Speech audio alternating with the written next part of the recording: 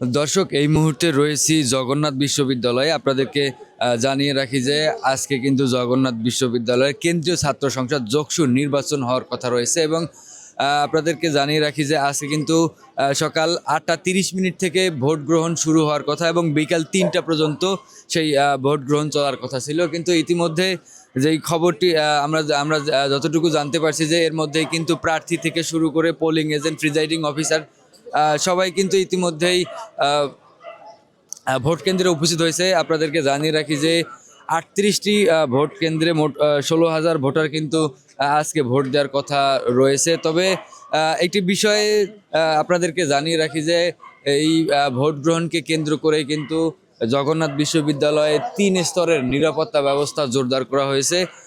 এবং আরেকটি খবর জানিয়ে রাখি যে আজকে কিন্তু বেগম জিয়ার মৃত্যুর খবরের কারণ, মৃত্যুর যেই খবরটি সেটি আসার পরপরই কিন্তু বিশ্ববিদ্যালয় প্রশাসন এবং প্রধান নির্বাচন কমিশনার রয়েছে, সেই প্রধান নির্বাচন কমিশনার কিন্তু যকসু নির্বাচনকে স্থগিত ঘোষণা করেছে।